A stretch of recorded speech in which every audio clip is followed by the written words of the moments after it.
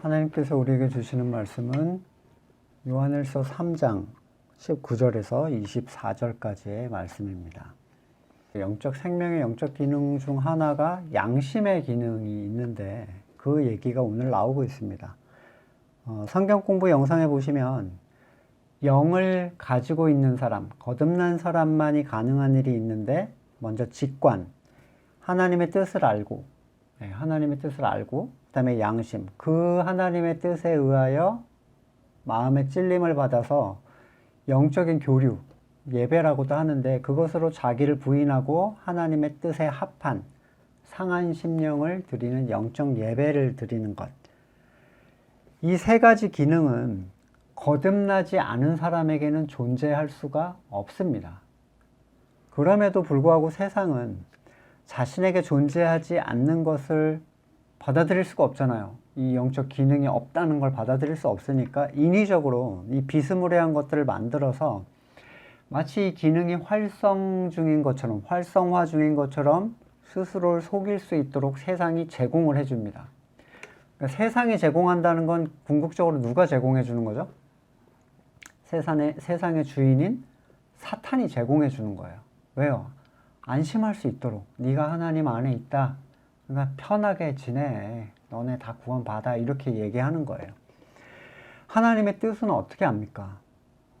성경을 보고 알 수 있습니까? 아니면 설교를 듣고 또는 종교 행위를 수행함으로써 특정한 신앙의 사람이 야, 하나님의 뜻은 이런 거야 라고 알려줘서 알 수 있습니까? 하나님의 뜻을 알게 하시는 분인 성령님이 그에게 가르쳐 주셔야만 그가 하나님의 뜻을 알 수가 있습니다. 고린도전서 2장 11절에 사람의 일을 사람의 속에 있는 영 외에 누가 알리요? 이와 같이 하나님의 일도 하나님의 영 외에는 아무도 알지 못한다. 사람들은 이 표현이 무슨 의미인지를 이해하지 못합니다. 예를 들어서 설교자가 앞에서 하나님의 뜻은 서로 사랑하라는 것이다. 또는 하나님의 뜻은 너희가 회개하라는 것이다. 이렇게 지극히 성경적인 얘기를 말하고 사람이 그것을 의지적으로 인정하는 것을 하나님의 뜻을 아는 것이다 라고 얘기하지만 전혀 그렇지 않습니다. 누구도 이런 가르침에 반론을 제기하지 않아요. 성경에 써져 있으니까요. 그런데 과연 그들이 그 가르침대로 행할 수 있는가? 그 가르침과 전혀 상관없이 살아가요. 물론 자기의 의지적으로 어떠한 선을 그 방식대로 추구하려고 하지만 그건 하나님이 인정하시는 게 아니죠. 왜 그들이 전혀 상관없이 살아가냐면 사실 성령께서 그들에게 알려주신 적이 없기 때문이에요. 가장 쉽게 볼 수 있는 대표적인 예가 은혜라는 용어입니다. 거의 대부분 교회에서 은혜를 강조하죠. 그리고 모든 것이 하나님의 은혜로만 이루어진다라고 얘기를 하면서도 그런 사람이 교회에 가득하지만 거의 모두가 스스로 일을 만들고 계획하고 추진하고 성과를 자기네들끼리 논합니다. 그들이 머리로 아는 것과 실제로 행하는 것은 전혀 달라요. 어느 세월에 하나님을 기다리겠느냐? 이게 그들의 대답입니다. 그들도 알고 있죠? 하나님을 기다리면 자기에게 아무 일도 일어나지 않는다는 걸. 다만 그게 내가 거듭나지 못했기 때문이라는 사실을 받아들일 수 없기 때문에 뭔가를 자꾸 해내야 되는 거예요. 직관이라는 건 이성적인 이해가 아닙니다. 또는 감성적인 충동이나 또 우리가 생각하는 초자연적인 현상도 아닙니다. 직관은 그냥 하나님께서 그에게 하나님의 뜻을 알게 해주시는 거예요. 자, 내가 죄인인 것, 내가 본질적 죄인인 것, 설명으로는 이해가 안 됩니다. 설명으로 이해한다 해도 그러한 종류의 죄책을 느끼지 않아요. 나 그래 뭐 사람이 다 죄인이지. 근데 죄인이라고 했는데 죄책이 없어요. 하나님께서 그렇게 깨닫게 해주셔야 깨닫게 되는 거예요. 왜 그리스도밖에 의지할 수 없는지 설명을 통해서 배우는 게 아니라 그냥 알게 해주시는 겁니다. 왜 율법적 행위가 무의미한지, 하나님께서 드러내 주시지 않으면 사람은 절대로 자기의 의를 포기하지 않습니다. 지금 말씀드리는 것을 영지주의랑 헷갈리시면 안 돼요. 지금 저 사람이 알게 되는 것에 너무 강조하니까 저 영지주의 아니야? 전혀 아닌데, 영지주의는 영적 지식만을 얘기해요. 하지만 성경은 지식을 통하여 찔림을 받아 그 삶이 예배가 되는 전 과정을 다 포함하고 있습니다. 영지주의자들은 삶이 없었어요. 그냥 지식으로만 살았습니다. 거듭나지 못한 사람은 그 거듭나지 못한 사람이 가르친 어떤 신학적 내용을 영적 지식이라고 생각을 하죠. 쉽게는 하나님 11조는 하나님의 것, 주일은 주님의 날, 교회일은 하나님의 일, 예배는 모월 모시에 모여서 엄숙하게 참여하는 것. 이것은 직관을 통한 가르침이 아닙니다. 참된 직관에 의해서 알게 된 영적 지식에 의해서 성도는 영적인 그 양심의 찔림을 받게 돼요. 세상에 사는 사람도 양심이 다 있는데요. 당연히 있죠. 도둑질하면 찔리고, 가족 서운하게 하면 찔리고, 법을 어기면 찔리죠. 하지만 그들의 찔림은 자신의 선의 기준까지예요. 내가 선하다고 생각하는 것에 어긋난 행동을 할 때만 찔려 합니다. 상습적인 도둑, 찔림이 없죠. 이미 도둑질 자체가 자기에게 선이 됐어요. 도둑질을 악으로 여기는 사람만이 그 여기는 선까지만 찔림을 받는 거예요. 율법의 행위가 자기 선이 된 사람들, 그렇게 배운 사람들은 그 행위를 하지 않으면 양심의 찔림을 느낍니다. 성경에 나온 내용이라고 다 영적 찔림이 아니에요. 그들이 생각하는 양심의 찔림은 사람이 가르친 사람의 계명에 대한 찔림입니다. 식사기도. 행위적 선으로 이 식사기도를 배운 사람들은 그걸 하지 않으면 죄의식을 느껴요. 나 부끄러워서 못하겠는데 까먹고 안 했는데 하나님 죄송해요 그러고 막 식사기도를 뒤늦게 하는 거죠. 주일 성수를 선으로 배운 사람도 마찬가지입니다. 주초금지. 종교적으로 배운 사람도 다 포함이 됩니다. 그들은 술을 한 모금 먹으면요 엄청나게 죄책감을 느껴요. 그들이 찔리는 것은 영적 양심이 아니라 세상적 양심입니다. 로마서 2장 14절 이하에도 율법이 없는 이방인의 본성으로 율법의 일을 행할 때 이 사람은 율법이 없어도 자기가 자기에게 율법이 되나니 이런 일들은 그 양심이 증거가 되어 그 생각에 서로 고발 혹은 고발하며 혹은 변명하며 그 마음에 새긴 율법의 행위를 나타낸다. 자, 이 사람들은 성령을 통해서 알게 되는 직관의 기능이 없습니다. 따라서 성령의 가르침인 직관에 의한 그 찔림을 받는 양심의 기능이라는 것도 없어요.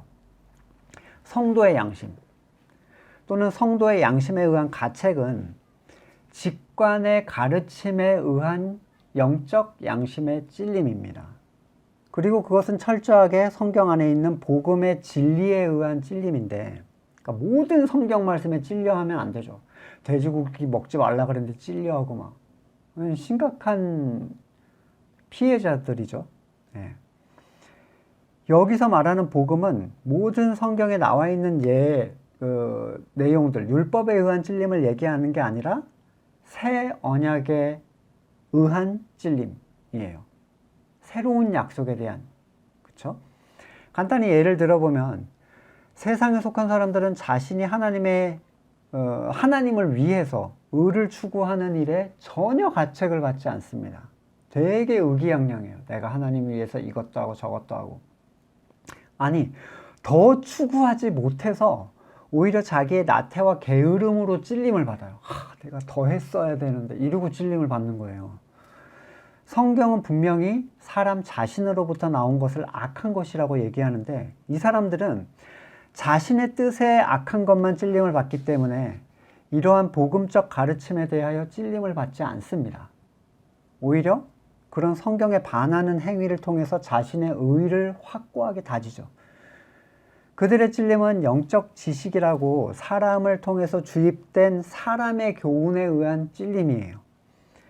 오랜 시간 이 율법적 틀 안에 계셨던 분들은 거듭났어도 이 틀을 벗어나는 게 쉽지가 않습니다. 살아는 났는데 이 나사로, 죽은 나사로, 부활한 나사로처럼 붕대에 꽁꽁 매여 있어요. 그래서 예수님이 말씀하셨죠. 풀어놓아서 다니게 해라. 자유롭게 해줘라. 이 얘기인데 그의 삶의 오랜 율법의 매임으로부터 벗겨주는 도움이 그 사람들은 필요합니다. 자유함을 위한 여정 가운데 있는 사람들이죠. 이 거듭난 사람들, 율법적 틀 안에서 거듭난 사람들이요.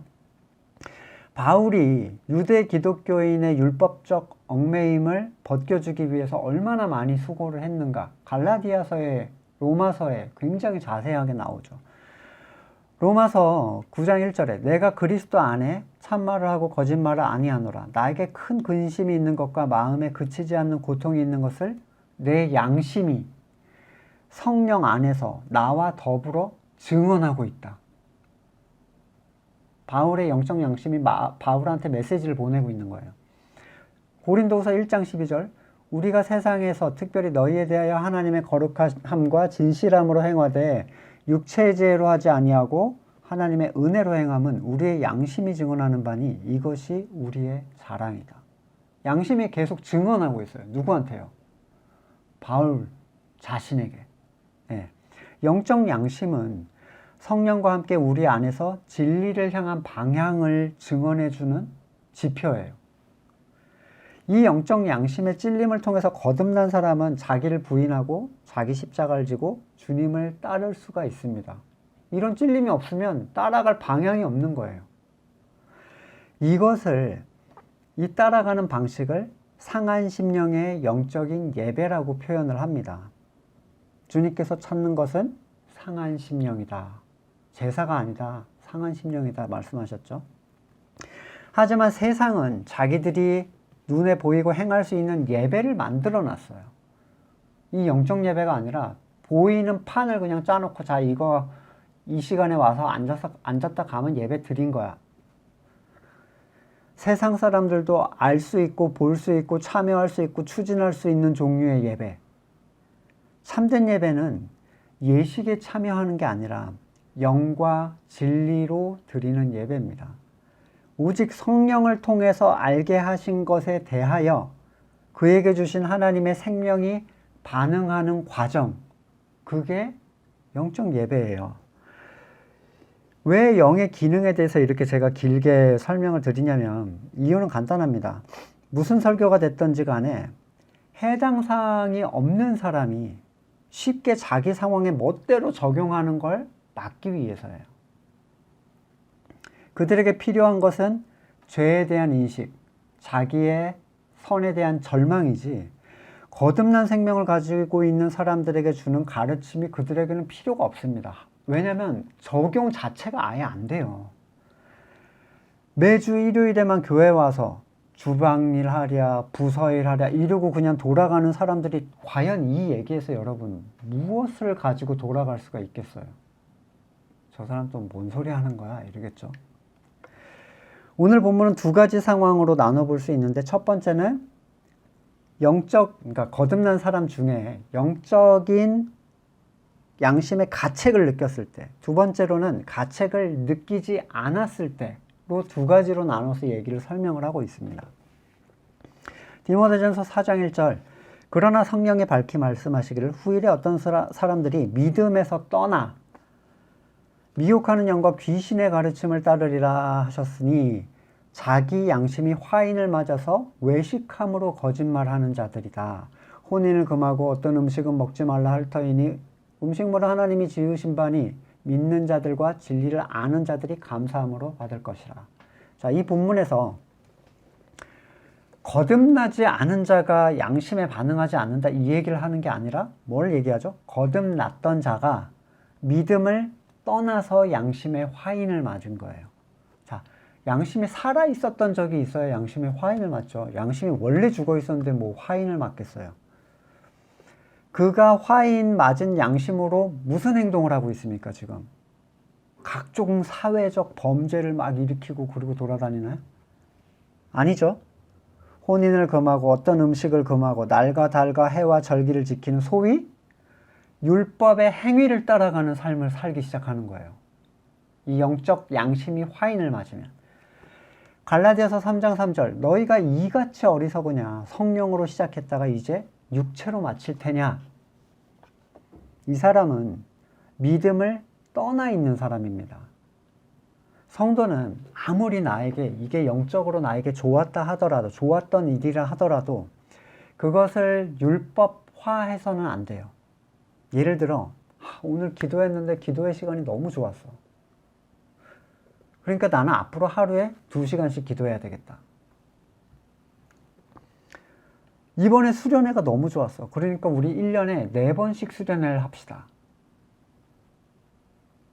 우리가 오랫동안 해왔던 여름 성경학교, 지금도 있죠. 네. 1년에 2번, 부서별로. 아마 처음에 했던 성경학교는 이런 게 아니었을 거예요. 하지만 이제는 하지 않으면 안 되는 한 해의 행사가 되어버렸습니다. 긴 말로 설명하지 않아도 지금 성경학교라는 게 어떤 방향으로 기획되고 어떻게 예산이 책정되고 그것의 효과를 극대화하기 위해서 사람들이 추진하는 방향이 무엇인지 그 실체를 여러분도 알고 계시죠? 많은 사람이 함께해서 좋았다 라는 평을 듣기 위해서 말씀에 아무런 관심이 없어도 거듭나지 않아도 함께 가야 되고 그들을 다음에 또 오게 하기 위해서 그들에게 좋았다는 소리를 듣기 위해서 복음과 관계없는 것들을 그 행사에 가득히 채워줘야 돼요. 심지어는 교사도 말씀에 관심이 없습니다. 프로그램만 관심이 있어요. 처음 성경학교가 그랬을까요? 왜 성경학교겠습니까? 거듭나지 않은 사람들을 데리고 성경학교라니. 거듭나지 않은 사람을 데리고 가서 걔네를 거듭나게 만드는 자리가 될 수 있습니까? 성경학교가? 궤변이죠. 하지만 그들은 절대로 멈추지를 않습니다. 은혜가 율법화돼서 죽은 사람들에게 전수됐어요. 이게 영적인 삶이다라고. 양심의 화인을 맞으면 뜨겁던 은혜의 감격이 차가운 율법의 행위와 섞여서 율법도 은혜도 아닌 것이 되어버려요. 뜨겁지도 차갑지도 않으면 뱉어버리겠다 말씀하셨잖아요. 그리고 사람들은 이것을 오랜 기간 동안 해왔기 때문에 믿음을 떠나서 은혜를 떠나서 복음과 새 언약을 떠나서 그것의 노예가 되어버립니다. 여러분 연초에 예산 짜놓고 계획 잡아놨는데 안 할 수 있어요? 없잖아요. 해야지. 누가 뭐라고 해든 해야 되는 거예요. 왜 1년에 2번씩 세례를 행해야 되는가? 당연히 해야만 할 어떤 예식이거든요. 세례를 받겠다고 하는 사람이 없으면 목사가 급 당황을 하는 거예요. 아, 이거 어떻게 하지? 누구 한번 끌어와 보라고. 부교역자들한테, 구역장들한테 받을 사람 없나 확인해 보라고. 목사도 모를 정도의 사람을 구역장이 어떻게 확인해서 끌어옵니까? 여러분, 목사가 거듭난 사람을 교회가 얼마나 크다고. 물론 뭐 몇만 명씩 되는 교회도 정상적인 목회를 할 수 있는 시스템인지 모르겠지만 사람 뻔한데 목사가 모른대요. 찾아오래요. 이런 목사는요, 그가 영적 양심의 화인을 맞았거나 또는 죽은 것을 전수받은 거듭나지 못한 사람이기 때문에 그렇게 하는 겁니다. 영적 양심의 찔림은 성도에게 있어서 그의 갈 길을 알려주는 영적인 감각이자 지표예요. 자신이 어디에서 잘못되었는지를 깨닫게 해줍니다. 자신이 어떤 부분을 어떻게 부인해야 되는지를 알게 해줘요. 그런데 우리의 삶을 보십시오. 얼마나 허점투성이에요. 약점이 얼마나 많아요. 영적 양심의 찔림을 지나치면, 그러니까 그때의 찔림을 하면 돌이키고 자기를 부인하고 십자가를 져야 되는데 이걸 지나치는 거죠. 지나치면 지나칠수록, 멀어지면 멀어지고 그게 쌓여가면 쌓여갈수록 하나님 앞에서 담대함을 잃게 돼요. 여기서 말하는 찔림은 단순히 직관에 의해 드러나는 나의 뜻이 발견됐다는 걸 얘기하는 게 아니라 그걸 덮어버림으로써 발생하는 문제를 얘기합니다. 모든 성도가 영적 양심에 즉각적으로 100% 반응하는 게 아니에요. 아, 이렇게 해야 되는구나 하고 덮어놓고 가버릴 수가 있어요. 얼마든지. 그리고 그것을 덮음으로 발생하는 문제를 자기가 직접 체험하죠. 하나님 앞에 설 용기를 자꾸 잃게 되는 거예요. 영적인 생기를 잃고 방황하고, 때로는 하나님으로부터 내가 떨어진 게 아닌가, 나 구원받은 게 맞는가 두려움도 생기고, 부모에게 잘못한 것, 큰 잘못을 한 아이들은요, 부모가 돌아오면 보통 막 튀어나오는데 숨습니다. 잠깐 얼굴 보고 들어가고 직감적으로 알죠. 저 녀석이 뭔가 잘못했구나. 아담이 범죄하고 하나님을 피하여 숨었듯이 영적 양심의 찔림을 외면했다는 것은 하나님의 음성과 반대되는 나의 뜻을, 나의 선을 내가 지속적으로 고집하고 있다는 걸 얘기합니다. 하나님의 뜻과 같이 내가 내 자신을 부인했다면 양심의 찔림을 받을 이유가 없어요. 그런데 지속적으로 나의 의나 나의 선이 말씀 안에서 드러났는데도 자신이 어느 부분에서 그것을 고집하고 있는지를 알면서도 이것을 지속하면 하나님 앞에 설 담대함을 잃게 돼요. 근데 오늘 본문이 뭘 얘기하고 있냐면, 그런 사람은 떨어져서 저주를 받는다 이렇게 얘기하지 않고, 자, 이러한 가책이 있어도 무엇인가가 있으면 그 가책으로부터 오는 불안감으로 자유할 수 있게 해주고 기회를 계속 유지시켜준다, 이 얘기를 하고 있죠. 뭐를 얘기하죠? 19절에서 이로써 무엇을 얘기합니까? 그의 형제를 돌보고 사랑하는 행함과 진실함이 그의 삶 가운데 있다면, 이 행위를 그가 하고 있다면, 그러니까 율법 행위를 얘기하는 게 아니죠. 이 행위를 함으로써, 그러니까 형제 사랑을 함으로써 불안감을 제거해라, 이 얘기를 하는 게 아닙니다. 이 행위가 여러분의 삶에 흘러나오고 있다면 우리는 영적인 가책을 느낄 수밖에 없는 존재임에도 불구하고 하나님께 다시 나아갈 수 있는 담대함을 얻게 된다는 거예요. 왜 그러냐면, 형제 사랑이라는 것은 우리의 머리가 되신 그리스도 안에 있다는 분명한 증거이기 때문입니다. 그리스도 안에 있지 않은 사람은 마음으로 그리고 행함과 진실함으로 형제를 사랑할 수가 없습니다. 형제는 왜 사랑해야 되는가? 그가 그리스도, 머리 대신 그리스도와 한 몸이기 때문이죠. 어쩌면 내 마음에 들지 않는 어떠한 모습, 또 나약함은 그 사람을 사랑하는 것과는 아무 상관이 없습니다. 여러분, 나약한 지체는 그냥 일단 치고 봅니까? 이가 안 좋으면 이빨 일단 다 뽑아버리시나요? 고쳐 쓰죠. 예. 오히려 온몸이 그것을 보호하고 위하죠. 그 신체가 어떻게 쓰일 것인지 앞으로 다른 지체가 어떻게 알 수가 있겠어요? 누군가 그리스도를 머리로 하고 있다는 사실은 하나님께서 그것을 하나님의 것으로 삼아주셨다는 걸 의미하고, 그 자체만으로도 이미 그 안에서 하나님의 모습이 그 지체 안에 담겨 있고 그 넘치는 은혜가 지체들에게 전달이 됩니다. 만약에 여러분이 정상적인 지체라면요, 에베소서 3장 12절, 우리가 그 안에서 그를 믿음으로 말미암아 담대함과 확신을 가지고 하나님께 나아감을 얻는다. 그러니까 내 삶에 아무런 오류가 없으므로 담대함과 확신을 갖는 게 아니라 그리스도를 믿는 그 의를 가지고 해요.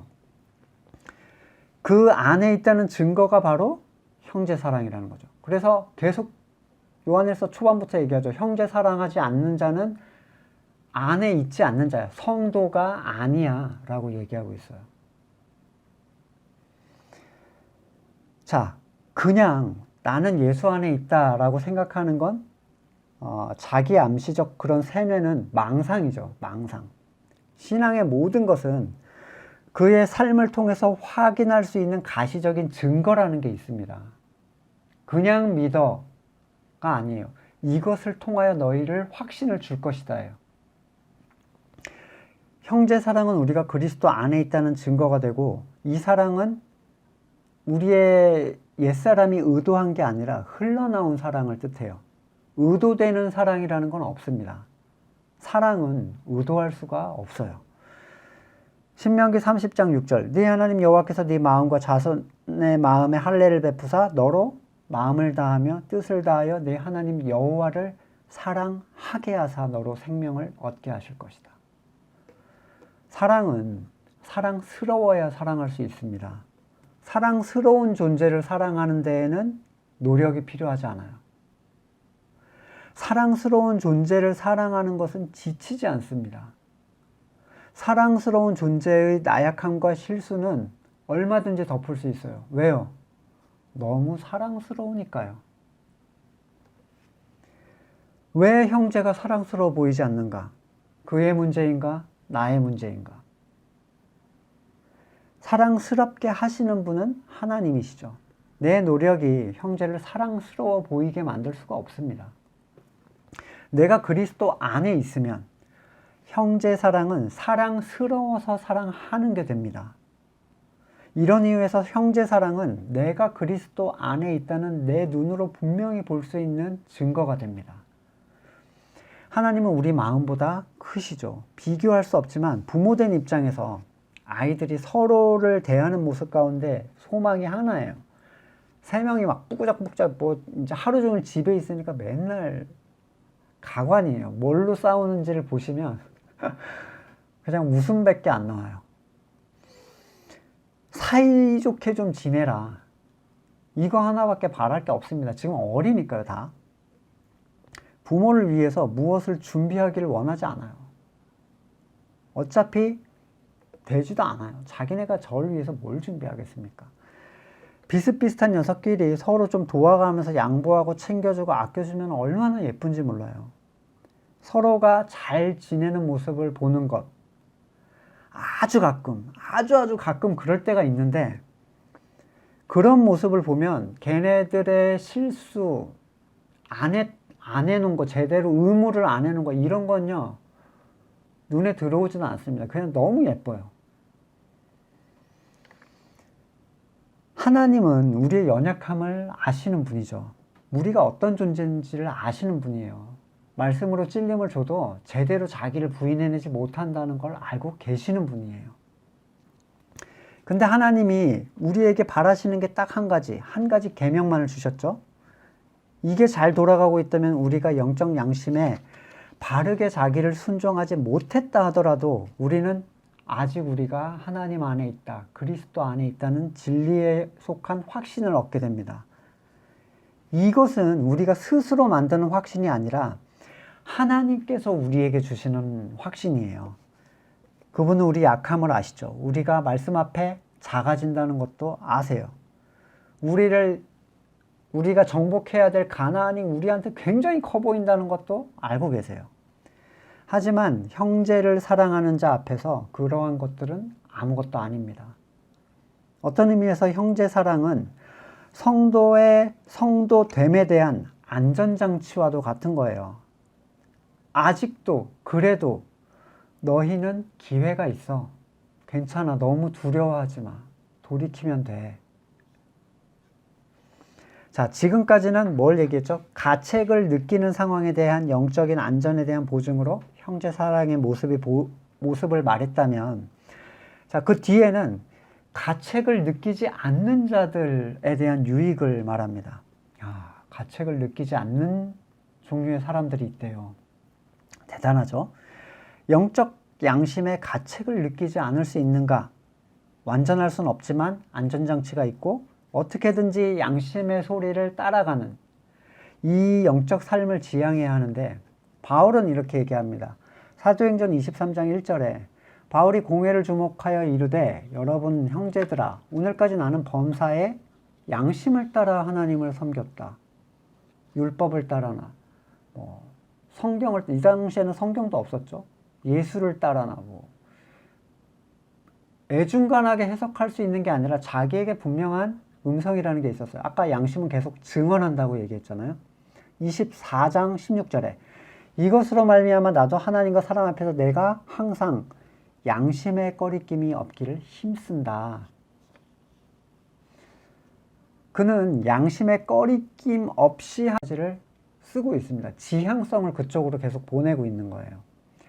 마틴 루터는 종교재판 앞에서 지금까지 했던 얘기 다 부정하겠느냐? 마지막 기회 줄게. 그랬더니 하루의 시간을 얻어서 그가 한 얘기가 이겁니다. 성경과 양심에 따라서 나는 그렇게 할 수 없다. 로마서 13장 5절. 그러므로 복종하지 아니할 수 없으니 진노 때문에 할 것이 아니라 양심을 따라서 복종하라는 거예요. 양심을 따라서. 영적 양심은 하나님의 뜻에 대한 순종입니다. 이것은 혼날까봐, 안 하면 지옥 갈까봐 하는 종류의 것이 아니에요. 하나님의 음성이 옳다, 하나님의 뜻이 옳다는 인정과 깊은 신뢰에서 오는 순종입니다. 옳은 것을 보고 어떻게 따라가지 않을 수가 있겠어요? 그것은 강압이 아닙니다. 마음과 동떨어진 행위의 수행을 얘기하는 게 아닙니다. 오히려 진리에 대한 절대적인 공감이고 참된 가치의 발견에 대한 지극히 자연스러운 선택이에요. 일요일에는 교회 가야지. 겁나 가기 싫은데 주님한테 순종한다고 왔어. 이거는 여러분 순종이 아니에요. 전혀 아니에요. 영적 양심에 순종하는 게 아닙니다. 말씀이 너무 옳다는 것을 내 양심이 나에게 증언하기 때문에 그 가치를 내가 받아들여서 따라가는 게 순종이죠. 이렇게 이 영적 양심을 따라서 자기를 부인하면 십자가는 따라옵니다. 거기에 대한 고통이 따라오는데 대신 하나님 앞에서 담대함을 얻을 수가 있어요. 그가 머리 대신 그리스도에 순종하고 있다는 것을 그의 삶이 증명해 주기 때문이죠.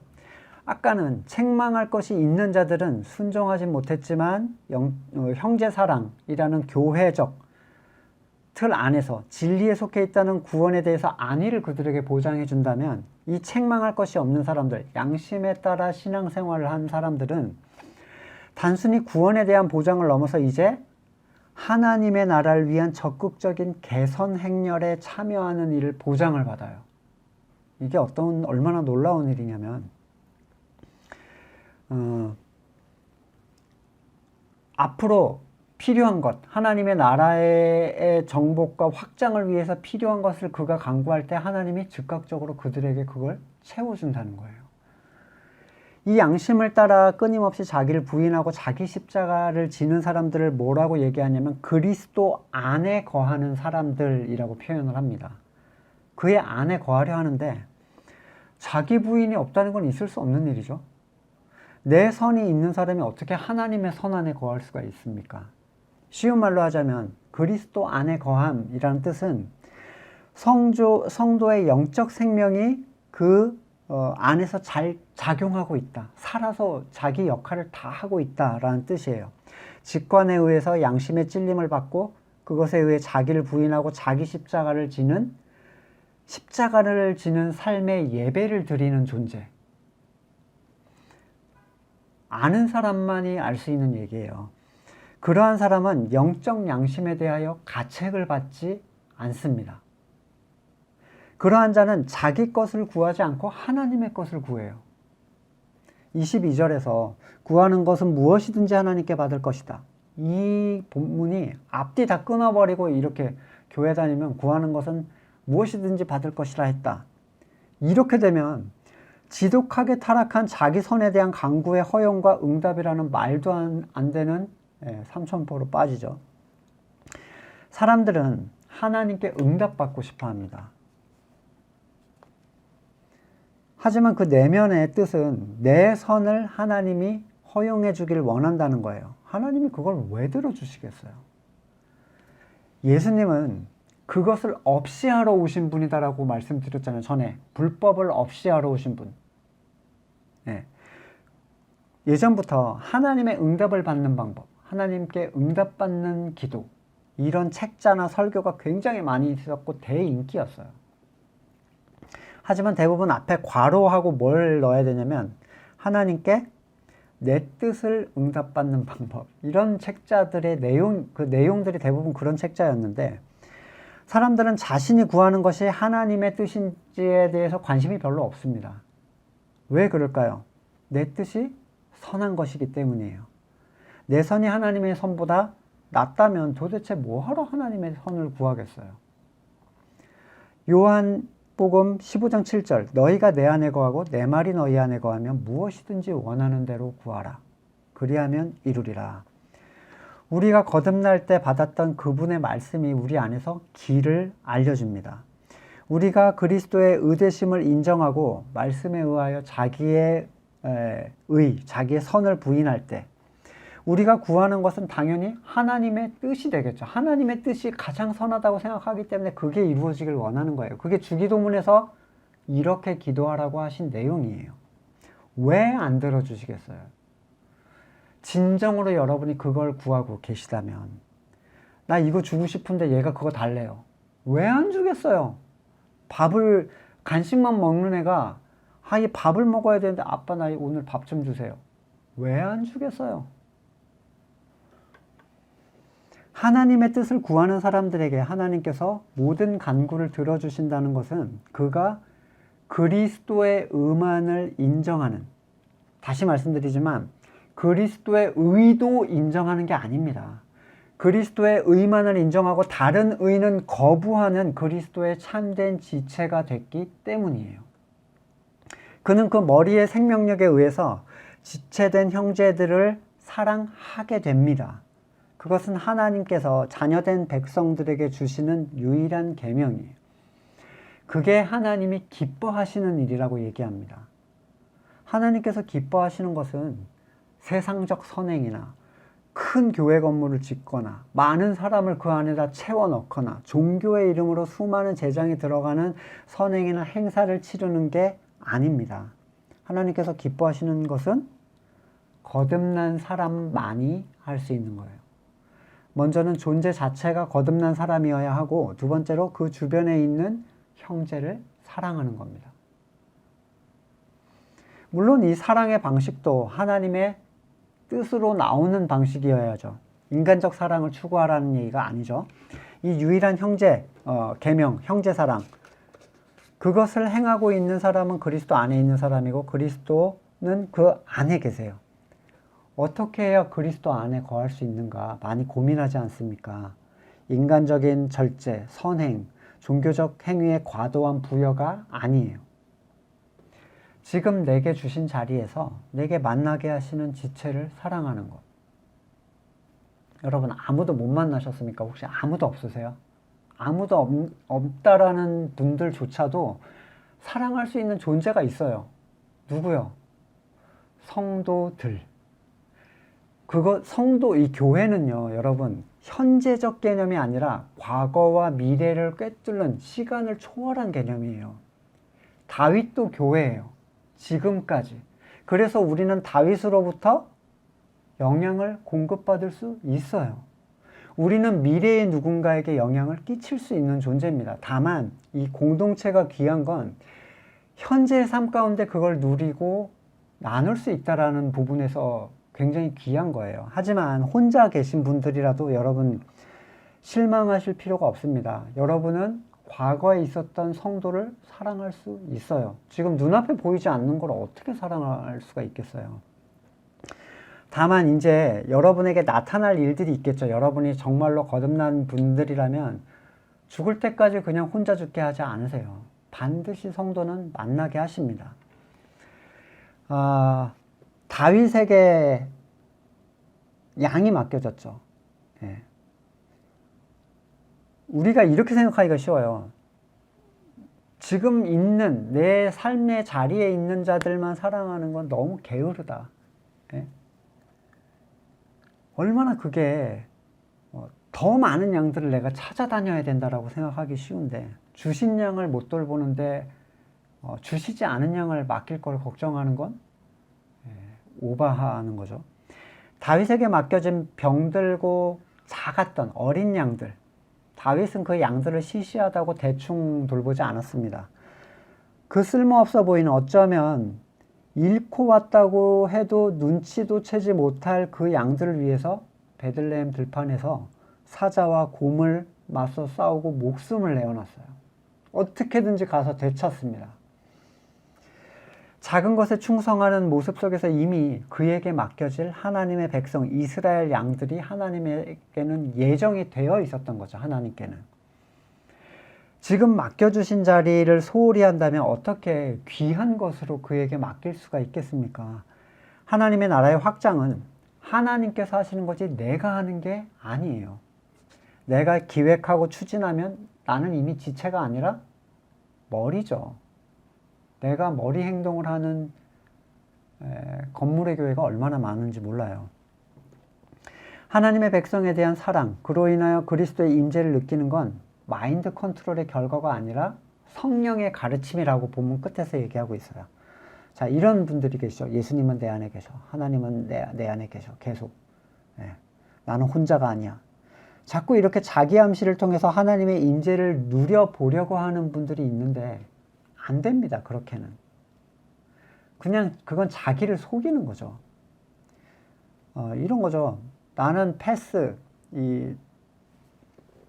통행권이 없는데 나는 통행권을 가지고 있어. 나는 통행권을 가지고 있어. 이러고 들어가는 게 그게 마음이 편해지겠어요?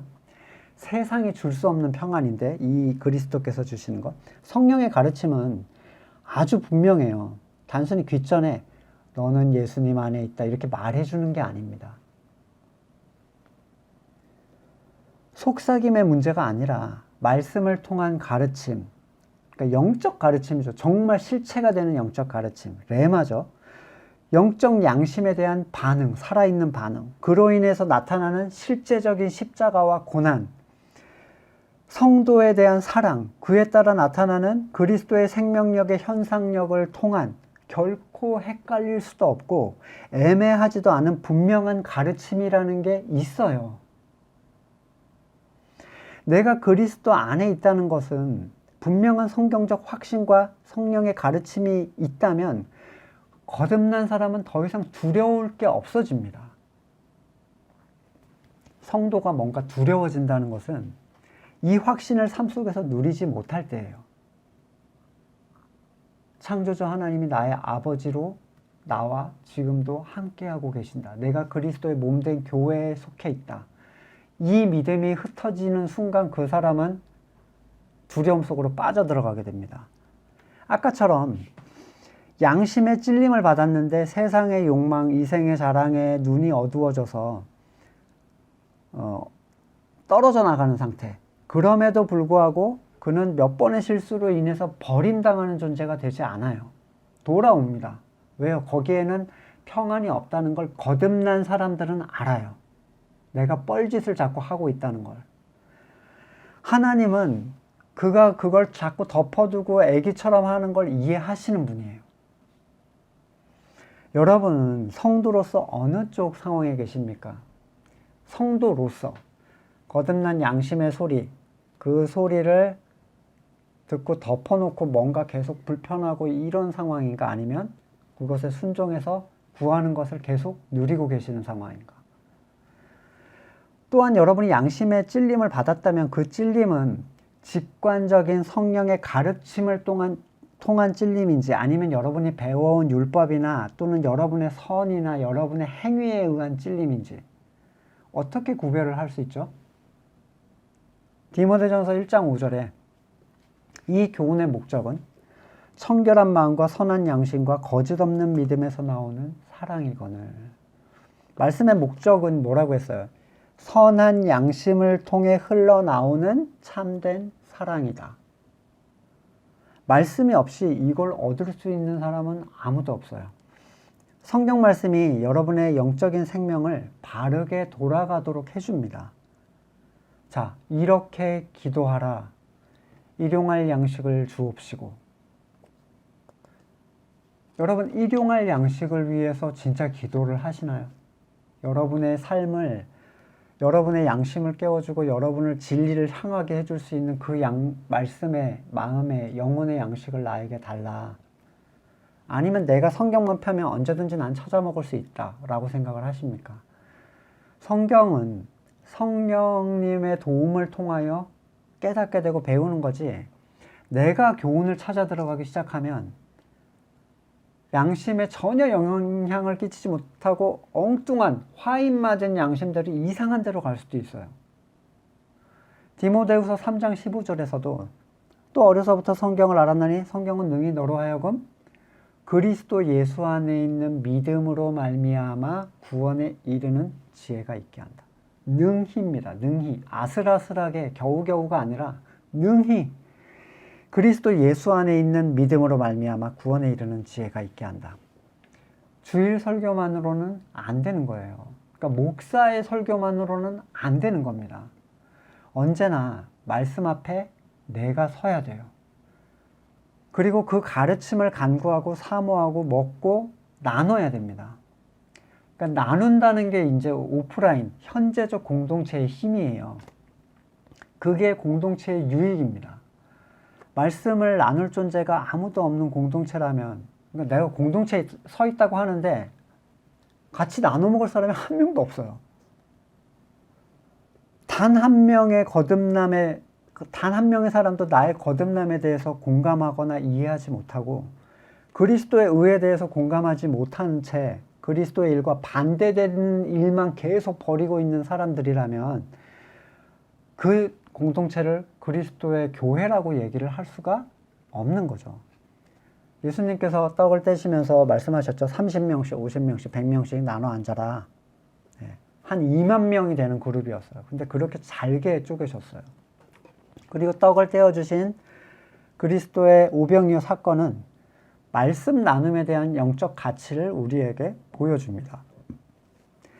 나눈 자들이 더 많은 것을 누리게 되는, 내가 떼어줬는데 더 많이 나한테 돌아오는 12광줄이죠. 그게 돌아오는 광줄이에요. 여러분은 말씀을 나누고 계신가요? 나눌 사람을 가지고 계십니까? 형제를. 여러분, 말씀을 나눌 수 있는 사람을 형제라고 하는 거예요. 같은 걸 먹을 수 있는 존재는 형제밖에 없어요.